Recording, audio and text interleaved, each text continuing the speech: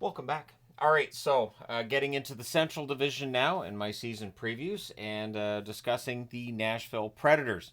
I want to start here because, really, in all honesty, it seems like there's a lot of storylines right now around them. Skarov's status is still up in the air. Apparently, he wants out, but it doesn't sound like the team's necessarily shopping him. But I'm sure there's been phone calls. We'll see if he gets moved soon. I debated about bumping this back because of the Askarov situation, but there's no guarantee it's going to be dealt with in the next 3 days, anyways, and then I'll have the Central done. So here we are. So when we look back over their last 10 years, going back to 2014, 2015, right up until now, their top 10 scorers, unsurprisingly, Roman Jossi's number one on the scoring list, 737 games played, 158 goals, 454 assists, 612 points. He's going to go to the Hall of Fame. Philip Forsberg, 680 games played, 286 goals, 313 assists, 599 points. He is coming off of an excellent season. Ryan Johansson, 533 games, 110 goals, 252 assists, 362 points. This is not the last time his name's coming up in this video either. Matthias Ekholm, 654 games played, 61 goals, 198 assists for 259 points. Victor Arvidsson, 385 games played, 127 goals, 112 assists, 239 points. Craig Smith, 466 games played, 120 goals, 110 assists, 230 points. Ryan Ellis, 418 games played, 64 goals, 162 assists, 226 points. Calle Jarnkrok, 8th on the list at 496 games played, 92 goals, 110 assists for 202 points. Matt Duchene makes the list, 249 games, 84 goals, 113 assists, 197 points. And Colton Sissons rounds out the top 10, 601 games played, 87 goals, 109 assists, 196 points. Now, when we get to the top 5 goaltenders, Pekka Rinne is still number one. 206 wins to go with 115 regulation losses and 38 losses in extra time. But Juuse Saros not far behind, and again, this is from 2014-15 until now. Saros 182, 119, and 32. And I only say that because Rinne had more than 206 wins as a goaltender for Nashville. Lankinen, record of 20, 14, and 1. Carter Hutton, 13, 12, and 8 for him. And David Riddick, 5th on the list with a record of 6, 3, and 4. So not a lot of goaltenders have played in net for Nashville over the last decade. Rinne and Saros getting the lion's share of the work. So when we look at the last 5 seasons, this is a team that's been remarkably middle of the pack.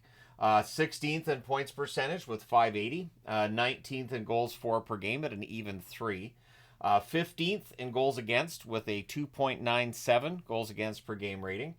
Their power play at 20% even is 18th, and their penalty kill at 78.4% 20th. At times, Nashville's penalty kill has been an issue. This past season, their points percentage of 604 was good for 11th. The goals for per game, 10th at 3.24, and this is why I think they can be a top 10 team this year because they were only 11th last year.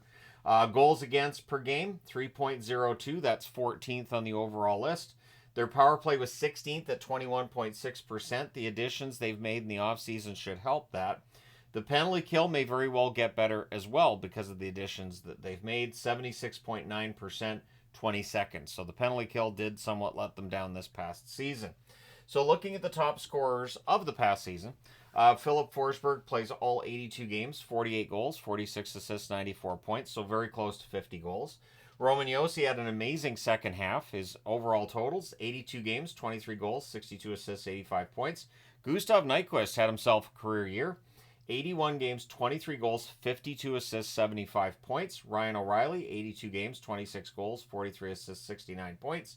Tommy Novak, 71 games, 18 goals, 27 assists, 45 points. Luke Evangelista, 80 games, 16 goals, 23 assists, 39 points. Colton Sissons, 81 games, 15 goals, 20 assists, 35 points. Ryan McDonough, who has been traded out, 74 games, 3 goals, 29 assists, 32 points. Kiefer Sherwood, who's now in Vancouver, 68 games, 10 goals, 17 assists, 27 points. And Cole Smith, 80 games, 9 goals, 14 assists, 23 points.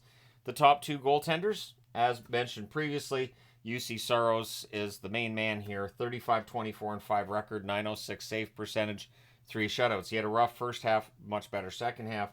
Lankinen goes 11 and 6 with a 908 save percentage, 1 shutout. He's still a UFA, right? So, anyways, We'll see if Lankinen lands somewhere between now and the start of the season. Rookie watch, there's not a lot of choices here, but I went with Fedor Svechkov and also Yaroslav Askarov, because in the event that Askarov doesn't get traded, he may very well get into some games for Nashville, especially if Saros got hurt, something along those lines. So in the event that he didn't get traded, I would say that there's a good chance that Askarov could be one to keep an eye on. So their top 12 forwards, I don't think the first line changes. Philip Forsberg, Ryan O'Reilly, Gustav Nyquist. Again, O'Reilly had a very solid first season in Nashville. Forsberg had a great year. And again, Nyquist with what could be argued as a career year. Stamkos and Marchessault then go on that second line. Tommy Novak in the middle. We'll see if that's how it turns out. Novak's not an explosively offensive player, nor is he a guy who puts up a ton of assists. But maybe this year, if he's playing with Stamkos and Marchessault, we see his assist totals go up. We know that Stamkos and Marchessault could both hit 40 goals. They have done it plenty of times. Well, Marchessault's done it once in his career, I believe, just the one time. Stamkos has done it plenty of times. That's a better way of phrasing that. Then on the third line, I figure Cole Smith probably ends up there with Colton Sissons and Luke Evangelista. Keep in mind that they've got Philip Tomasino. Tomasino could slot into a top 9 role. But then on that fourth line, you'd have Mark Jankowski, Michael McCarron, and Juuso Parssinen. So we'll see how it all turns out. But there's depth here. I do like the scoring in the top 2 lines.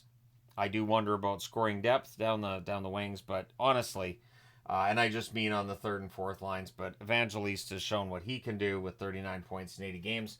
He should get better. Maybe Sissons ends up in that 40-plus point range, too, as a result. So, yeah, they could very well roll those 3 scoring lines. So, extras, Jake Lucchini is definitely one of those. The aforementioned rookie Svechkov. Philip Tomasino, mentioned him. Kiefer Bellows, who's bounced around the league a bit. Good offensive skill is what got him drafted where he did, but it just hasn't translated at the NHL level. Zachary Leroux, a former first-round draft pick by the Nashville Predators. Vinny Hinostroza, I'm a big Hinostroza supporter. I don't know that he'll see any time at the NHL level this season, but we'll see. And Joakim Kemmel. So there are some guys who've played in Milwaukee over the last year that maybe get called up and get an opportunity at the NHL level. Kemmel was a first-round draft pick as well. So we get over to the blue line, and they've added Brady Shea. So Shea likely to play with Yossi on that top pairing. Jeremy Lauzon, Alexander Carrier, Spencer Stastny, and Luke Shen. Good, solid top 6 right there. 6 on the blue line. And then you get Nick Blankenberg who's come in, Kevin Gravel. Tanner Molendyk is there as well. I don't know that he gets into any games this year, but I wanted to put his name on the board because you just never know. And Jake Livingstone being another one. No relation to Eddie. Top 2 goaltenders, UC Saros and Scott Wedgwood. Wedgwood coming over, of course, from Dallas. The extras, again, at this point where I'm recording this, Yaroslav Askarov is still that number 3 goaltender in the organization. And so we can have that debate about, did signing Wedgwood mean Askarov's asking for the trade for that reason, that he's not even going to get into games with Nashville this season? Or again, the extension signed by Saros, writing's on the wall. Askarov wants to be a starter at the NHL level. It's not going to happen in Nashville. And they've also got Matt Murray in their organization. Not that Matt Murray, it's the other Matt Murray who was in the Dallas organization. So they must like how Dallas develops their goaltenders, I guess, because you've got Wedgwood coming over as well as Matt Murray. Not that one, the other one. The cap space currently shows on Puckpedia as $3,095,801. Keep in mind that with the buyout, the contract termination for Johansson, since Nashville retained half of that $8 million cap hit, that'd be a $4 million break that Nashville gets on their cap to go along with the $4 million break that Philadelphia would get on their cap. So Nashville's going to be really interested to see what happens with Johansson, likely looking to appeal that decision and try to get some money back, keeping in mind that the money he would get back ends up going on the cap as well. So we'll see how it all shakes down.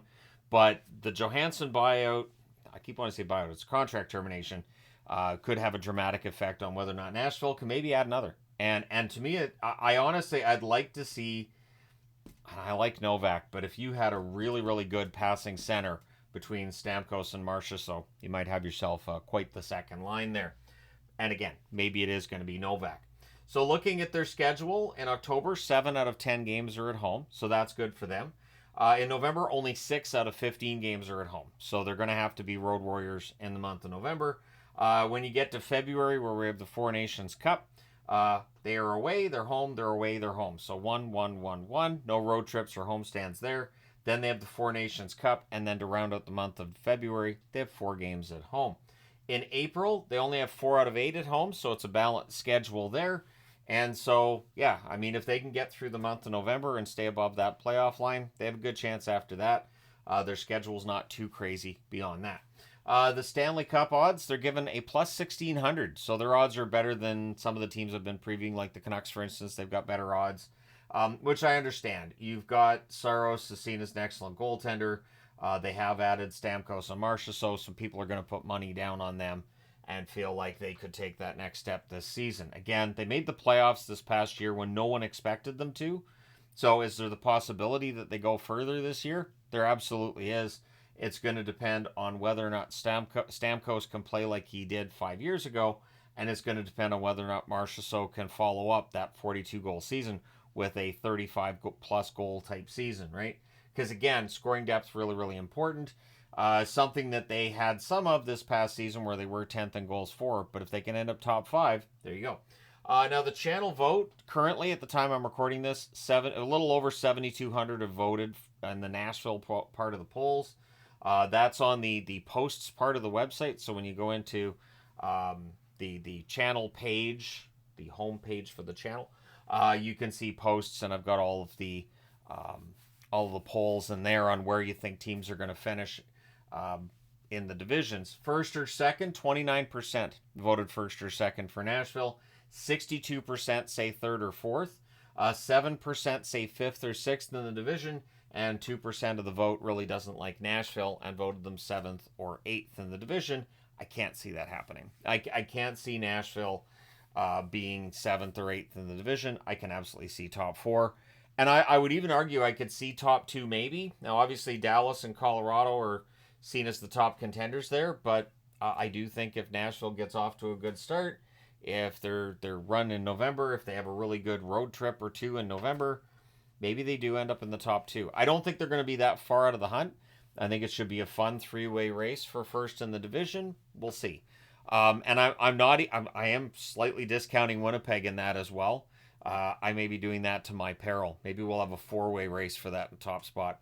But let me know your thoughts. Hit like and subscribe in the event that you've not done so already. I think this is going to be a very, very interesting year for Nashville. But let me know your thoughts. If you're a Preds fan, are you really excited about this upcoming season? Are you nervous? Or are you saying, you know what? They've let us down a few times, so we'll see how everything gels. But keep in mind this part too. When you're bringing in major players like this, it can happen where they have a bit of a struggle out of the gate, getting that chemistry with their line mates, their teammates, and then once they click in, it goes quite well. So maybe Nashville gets off to a little bit of a slow start with new faces in key areas of the team, but we'll see. Let me know your thoughts. Thank you guys so much for all your support as always. I will talk to you again soon.